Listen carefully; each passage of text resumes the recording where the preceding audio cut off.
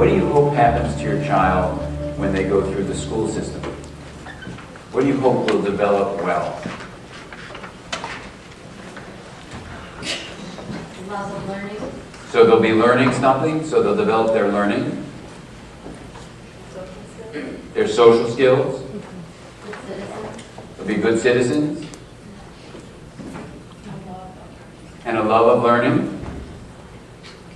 Anything else? Compassion for others. Self-reflection. What's that? Compassion for others. And compassion for others. Great. Okay, so all these are wonderful things. Now, how much direct curriculum is devoted to these things? Think about it. Isn't that interesting? So we have this peculiar thing, and those teachers in the room know what I'm talking about. And certainly, you know, at our kids' school, I was fortunate to, in both their schools, have the administrators have me do a day-long in-service for all the faculty of our kids' schools. So I could tell them these things. I don't think it really had much of an impact, but some of the things that I'm going to talk to you about actually did.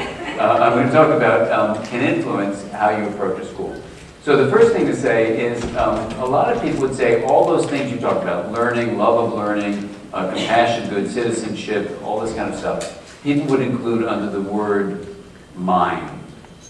They would say, I want my child to develop a really loving, kind, strong, resilient mind. Right? They wouldn't say, I want my child to have a resilient toe. They wouldn't say, I want them to have a really strong knee. They would talk about this thing called the mind.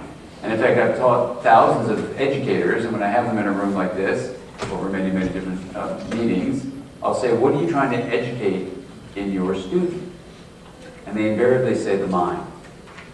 So as a parent, it's an interesting thing to find out that, in fact, if you're helping the child's mind develop as a parent, it would be helpful to know what the mind is. So it'd be good to turn to the signs of the mind, wouldn't it?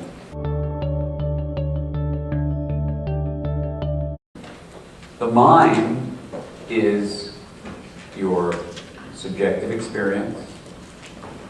The mind also includes this thing called awareness. So subjective experience is real even though you can't measure it. Awareness is real even though you can't measure it. And then we have a third thing, which is what we're going to focus on today, which is that the mind is a regulatory process that is both embodied and relational, that regulates, that is, it monitors and modifies something called energy and information flow. The idea of how do you develop a resilient mind in your child, your teenager, in yourself. So the first thing is we're saying it's a regulatory process. Now, the embodied part, what does that mean for energy to go through the body? What does that actually mean? Well, how many of you know a little something about the brain? Just so I can see, raise your hand really high. Okay, so not many people. So we need to now go through it. That's fine. No, but this is really the interesting thing. See, what I'm going to suggest to you is that we need to have a revamping of how modern education works. Because we've learned a lot now about the fact that the mind is embodied and embedded in a social world. It's embodied literally in the body, and it's embedded in our social world. And so there's a science of all this stuff that's available, but just not being used in schools. And I don't want to say anything that offends anybody, but the fact is if we use the last millennium's approach to education to train people to be ready for the new millennium, it's not going to work.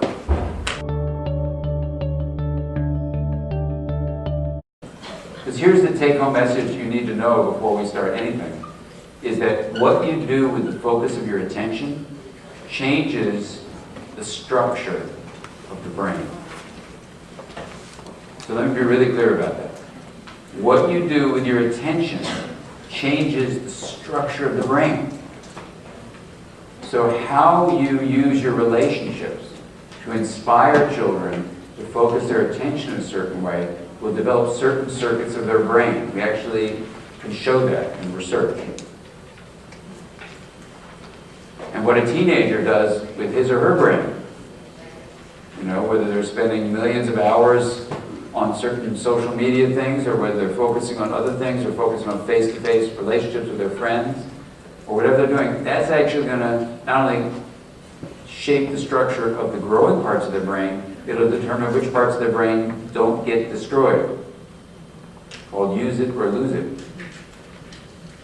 Right? So for a teenager, if a teenager decides they'll play a musical instrument right around the time adolescence hits, they'll be embedding in their brain certain capacities for music that if they say, well, I think I'll do it when I'm 25, they'll never be able to get to it like they could when they were 12.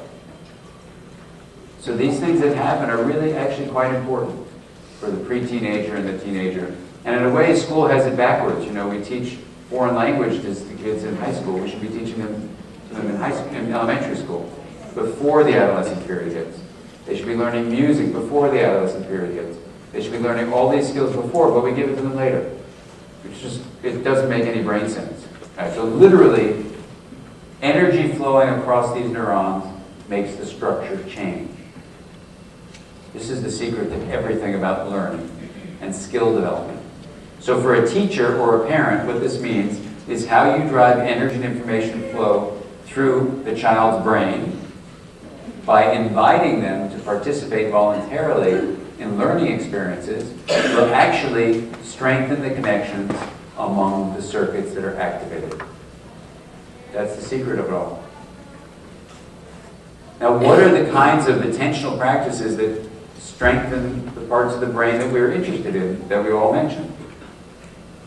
Self-compassion, caring about learning, being open to other people, having insight into oneself.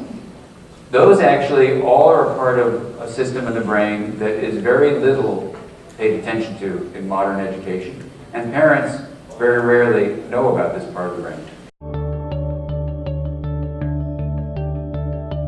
When you honor differences between yourself and your child and really are interested in your child's subjective inner life, their feelings, their thoughts, their memories,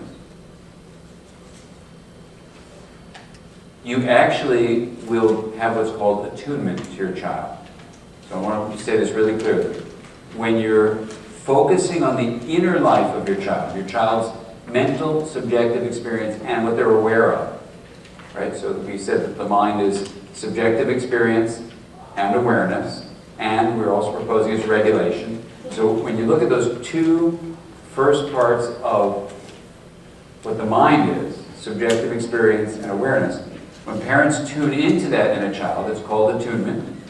It allows the parent to be fully present and not just managing behavior.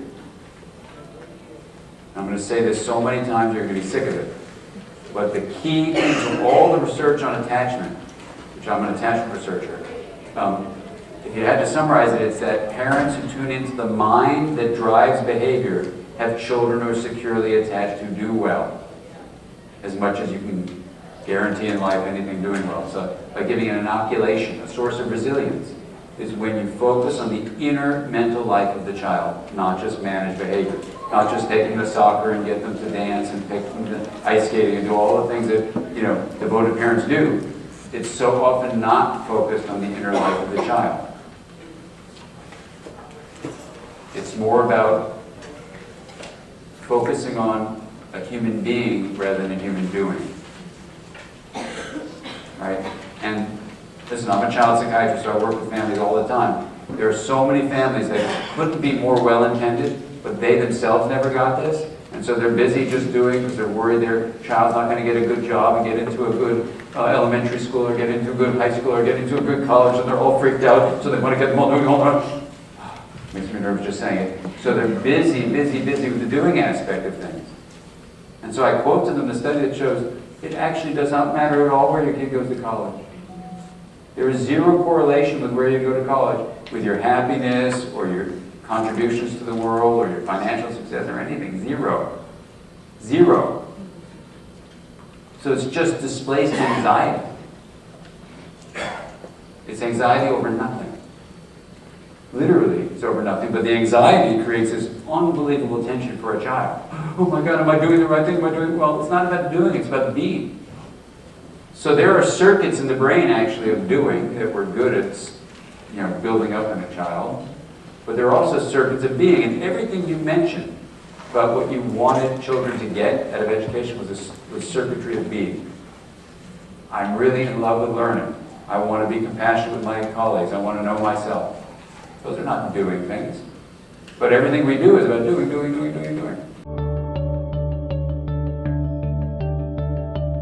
Mindsight is the fundamental mechanism of emotional intelligence and social intelligence. And when Dan wrote the foreword to my book, Mindsight, it was very kind that he wrote, in fact, this is the fundamental mechanism of the books he wrote, essentially. This is what, if you say, I want my child to have emotional intelligence and social intelligence when they graduate from high school, you want them to develop Mindsight skills. And we actually know the circuits of the brain that are necessary for that, and we know the things you need to do to teach that. That the parents who have children who are securely attached to them, who develop these Mindsight skills, are parents who've made sense of their own lives. And that's not what this talk is about. I just want to lay out that research finding, that it's not what happened to you as a child that matters, it's how you've made sense of what happened to you. Now this is unbelievably fantastic and revolutionary news from the field of attachment research and the field of psychology. That it's what you did with what happened to you, how you've made sense of what happened to you, not what happened to you. Because a lot of parents say, listen, my childhood was horrible, I don't want to think about it already happened, there's nothing I can do about it, I'm just going to forget it, and don't remind me about it, like that. Well, the sad news is that the research also shows if you had a horrible childhood and you don't look back and try to make sense of that horrible thing that happened to you, you're very likely to repeat it with your child, even though you swear you won't. Now, what does that mean to make sense of your life, and what does that mean for basically the message about schooling? Because you send your kids off to school, and you know they're not going to get the same kind of attention to their inner life that you gave them at home. What's the point of that? Well, this is why schools can do a different job. Instead of teaching just reading, writing, arithmetic, you can also teach about reflection. Fourth R. You can teach about relationships. Fifth R. And you can teach kids to become resilient. Now, what do I mean by that? Well, reflection. What's reflection? There are circuits in the brain that I'm going to go over the anatomy with you now that allow you to reflect on the inner nature of your mental life and the inner nature of other people's mental lives. This isn't something that gets developed with texting. It's not really particularly happening on Facebook as far as I can tell. It doesn't happen in video games where you shoot and blow up people. So there are other opportunities we need to find to grow these circuits of the brain. You'll be interested to know that teenagers, as opposed to like a 10-year-old or a 25-year-old, have a much bigger limbic influence on their initial response than before or after. That's probably no surprise to you. But it's a really important shift that, you know, for my kids, they're almost through their adolescence, but for my kids, they know, you know, that part of the way I'm going to talk to them when they're starting to react a certain way is to just be calm and be looking at them and going, wow, that's an amygdala response, and it goes in the limbic area, or say in my head. And so I don't take it so personally. Because if you as a parent start taking these limbic reactions from your adolescent personally, of course you engage them in a way that they don't really want to be engaged. They're not doing that on purpose. You engage them, which enrages them.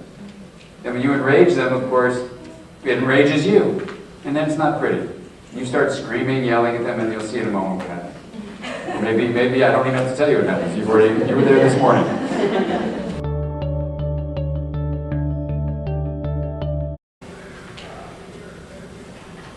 When you have communication with your child, or your partner, or your student, or whoever, which is integrative communication. Integrative communication means you honor differences and promote compassionate linkages. That's what it means. Integrative communication is the basis of all healthy relationships. Honoring differences, promoting linkages. Here's a sentence that took me 20 years to figure out. It goes like this. Integrative communication stimulates the growth of integrative fibers in the brain. And integrative fibers in the brain are the fibers that create resilience, healthy reflective ability, and healthy relationships. That's it. By his mom honoring the differences between what she expected in life versus who he actually is, seeing a child for who the child actually is, letting that child become the best he or she can become, not who you expected them to be. That's what integrative communication creates. Honoring differences, promoting linkages, and when you do that, when that energy and information sharing, because that's what a relationship we defined is, right? When that relationship sharing is integrated, amazingly, the energy and information that flows in the nervous system stimulates the activation and growth of integrated fibers in the child's brain. And those are the fibers of resilience and well-being.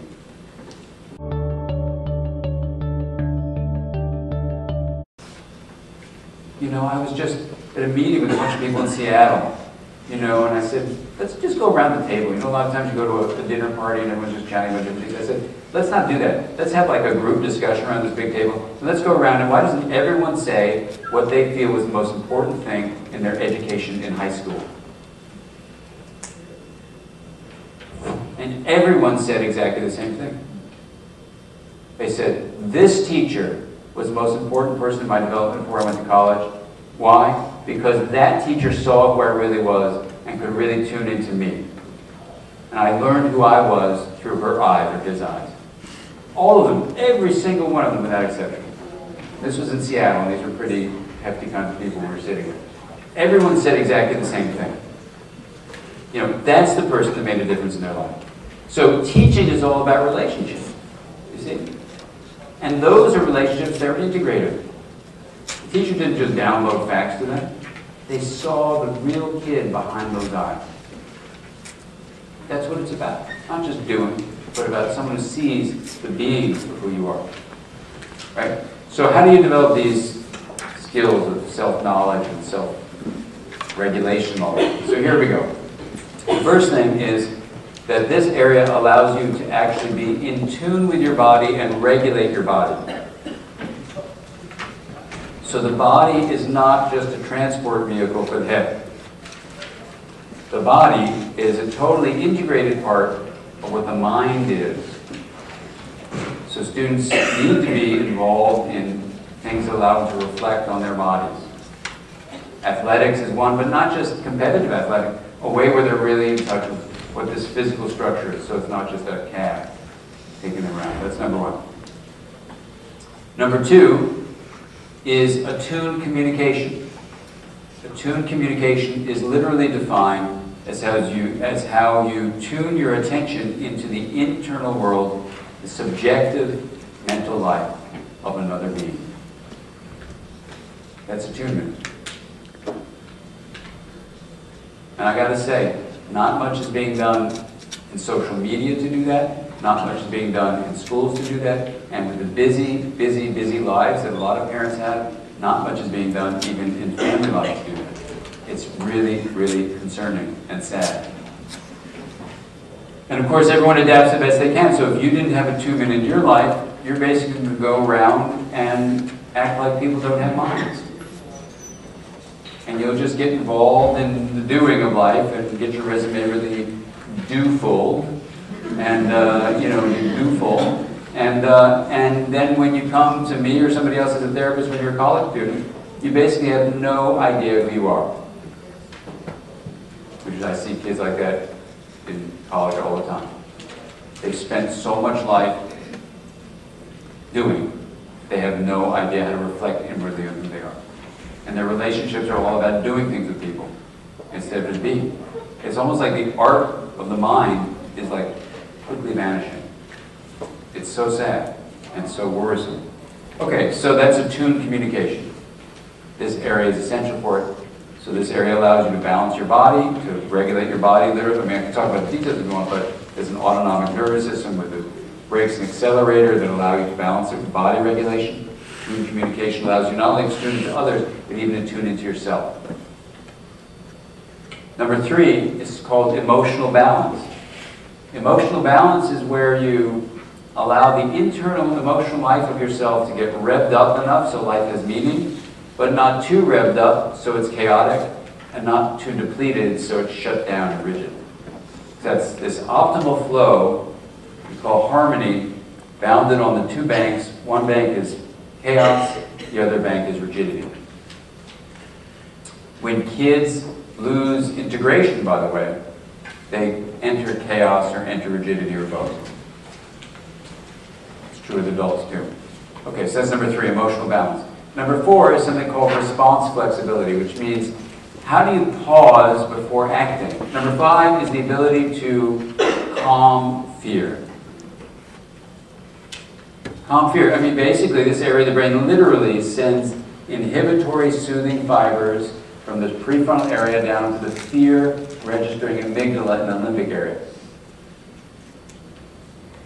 I'm not kidding about this. I mean, I can show you study after study about this, but basically, that's how we overcome fear. You grow fibers, integrated fibers, from this middle prefrontal cortex down. You know, think about why would parenting support the growth of these fibers? Think about it this way. If you're really scared of something, and in the whole brain child, Tina Bryce and I put examples of this all over the place, but if you're really scared of something as a kid, and your parent just says, oh yeah, that's really scary, don't do it, don't do it, don't do it, you learn nothing about your ability to actually overcome your fear. If your parent, on the other hand, you say, I'm scared, I'm scared, I'm scared, they just throw you into it. Of course, you're going to be incredibly terrified. But if your parent learns how to attune to your feeling state, oh, I see you're really scared. I can understand why you'd feel frightened of doing that, jumping in a bouncer like that. Yeah, it's pretty noisy, a lot of kids running around. Why don't we wait till everyone's out of the bouncer, and then I'm going to go in there, you can sit on my lap. You know, when you're ready to jump in that bouncer, just get off my lap, and I'll be sitting there.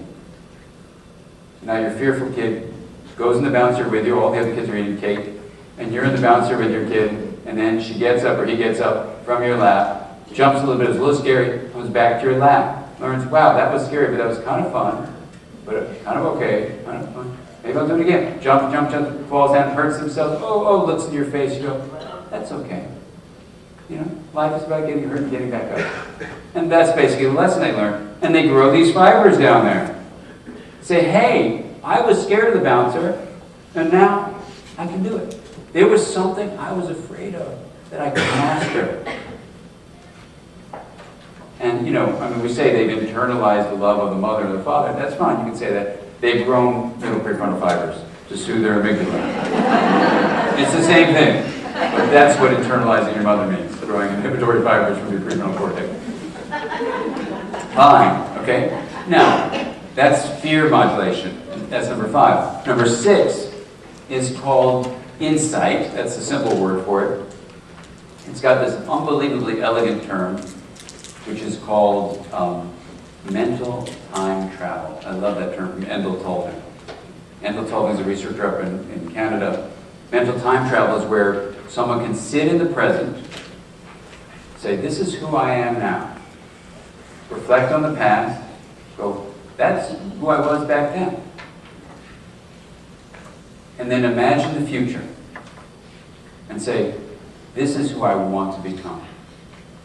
So instead of just being a passive historian saying, these are all the things that happened, they actually become the active novelist of the story of their own life.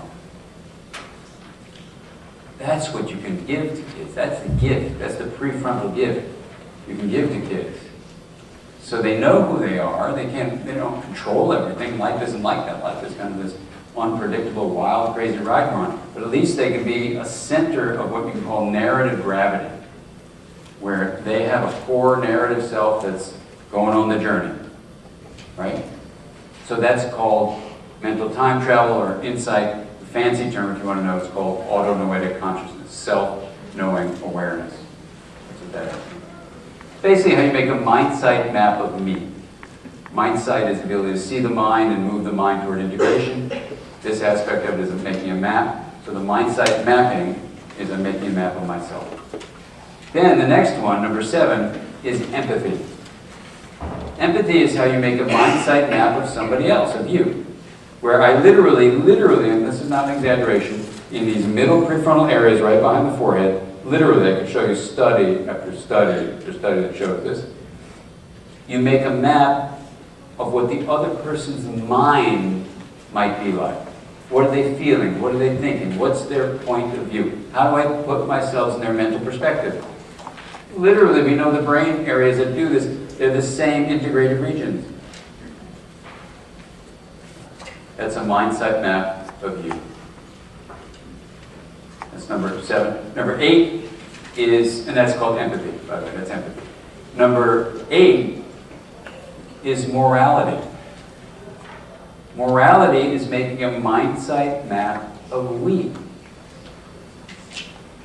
So that you think about the larger social good. And you realize, bless you, that you are a member of a larger whole. You're not alone in this world, which is kind of what our modern society has us believe, and it's absolutely a delusion. You know, especially this country, do it yourself, get independent. You know, like normal development is grow from dependency to independence. That is really unhealthy. Healthy development goes from dependence to healthy interdependence, where we realize we're all interconnected, and we can not only have come from a place of receiving care, we can now continue to receive care and give care to others. That's not independence. But that's kind of the message in our society. Get really independent. You know, get your big house and use up the resources of the planet. You know, it's not working for us too well as a human family, is it? You know, it's really going to destroy our whole game plan if we continue with this way that the culture has created this perspective. Okay, so that's a mindset map of we, morality. And then the last one, I'll just say those first 8 we just mentioned, those are all outcomes of secure attachment. The 9th one has never been studied in attachment, but it comes from just this sad situation of a mom who injured this part of her brain and lost all 9 of these functions. That's where I created this list of 9. Taking care of that family. She's the first, the chapter in the Mindsight book. It's a chapter about her. And the 9th one is intuition. And basically, intuition is the way the input from the body, the muscles and bones of the body, especially the viscera, the intestines and the heart, they literally have signals that come up certain pathways in the spinal cord and the 10th cranial nerve, the vagus nerve. They come up into this prefrontal area. So literally, amazingly, you're mapping out the input of the body, and it's wisdom. The body is filled with wisdom. It's not logical, it's not rational in the sense that it's doing some word-based thinking, but it's incredibly important for us.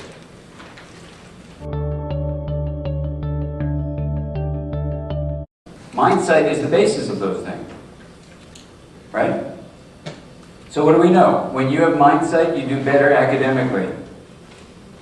That's been proven by the CASEL program. Consortium for Academic, Social, Emotional Learning, CASEL.org. Just look up their stuff. You develop social emotional skills, kids do better academically. I can tell you, just as a therapist, when kids have this kind of resilience, they do better in life. They do better in life when you have social emotional skills. So let's be really clear. We're not saying, oh my God, but they have to do well academically. We're sacrificing their academics so they can do. No, it's just the opposite. They actually do better academically. Right? So you're actually not sacrificing anything.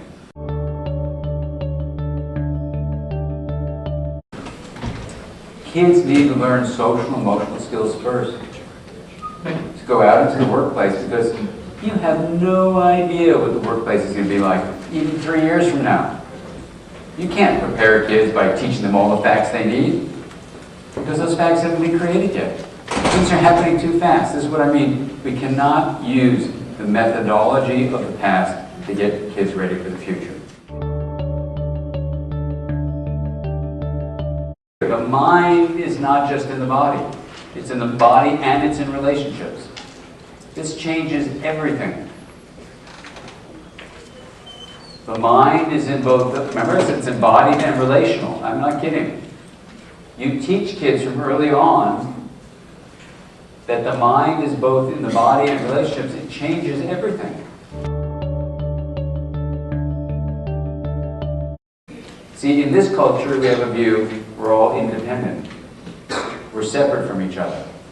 I do my thing, you do your thing, who gives a crap? That's the attitude. I'm going to beat you. I'm going to do better at the spelling bee. You know, and evolution is really based on survival of the most cooperative. It's not based on the most competitive who's going to beat the other one. That's what American society and Western society has now created, which is an absolute distortion. Our species is a collaborative species. You know, there are studies that haven't been published yet that just came out that show that when you give back to someone else, the reward system in the brain, the dopamine-driven reward system in the brain, is massively activated when you give back to help someone else. Much more than when you help yourself.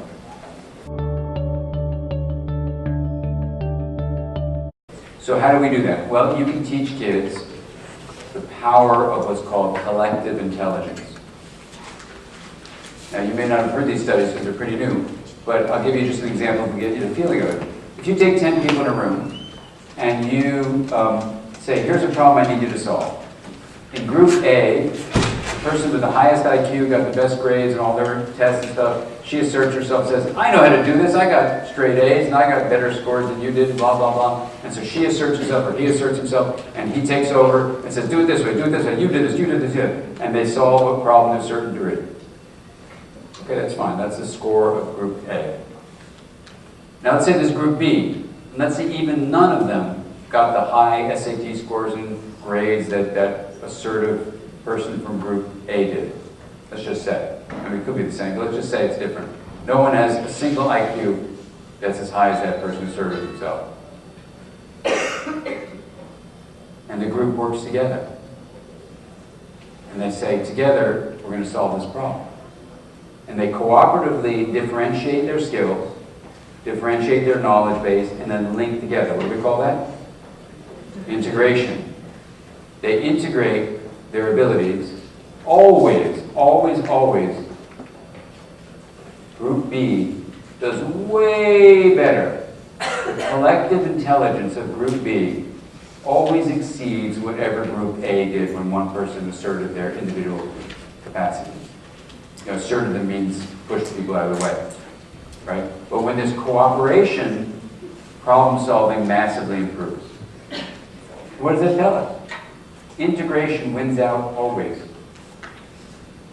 But what's done in this society? I can just tell you, my kids haven't gone through high school.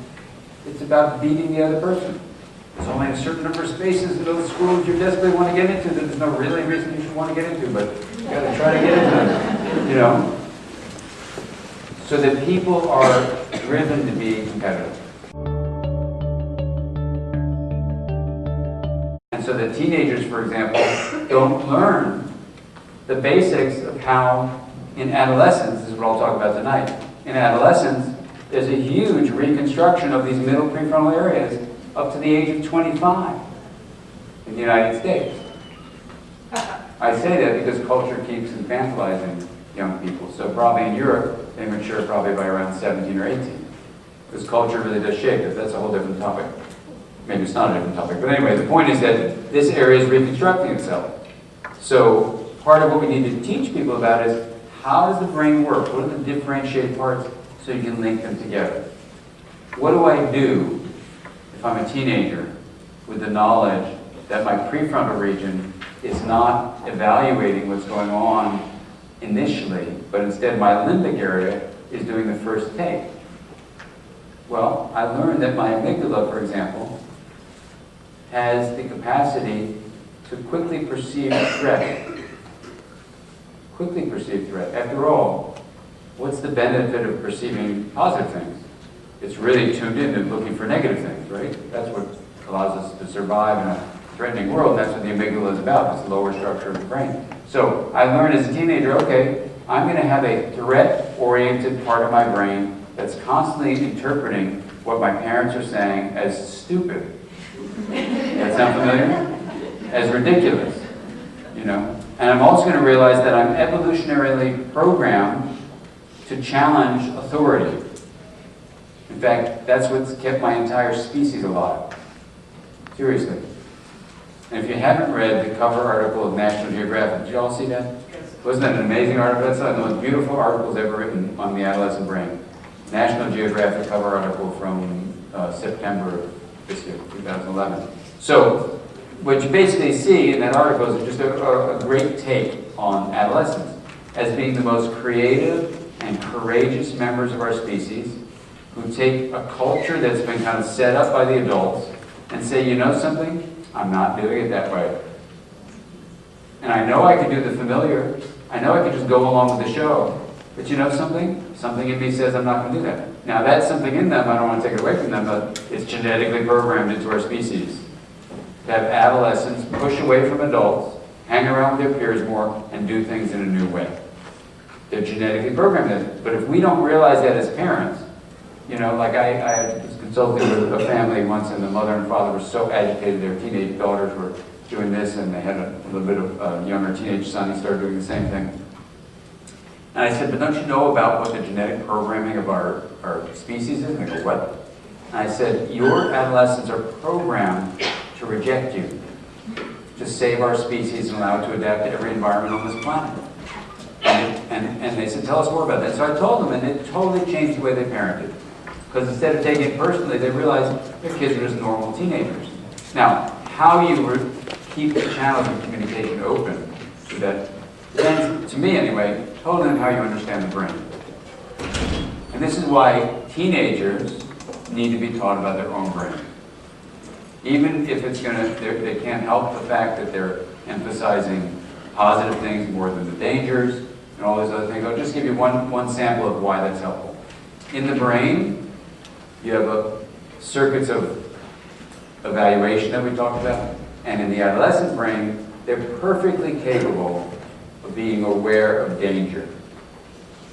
And if you make an educational program that teaches teenagers about the dangers of things, you will get nowhere. They already know the dangers of things.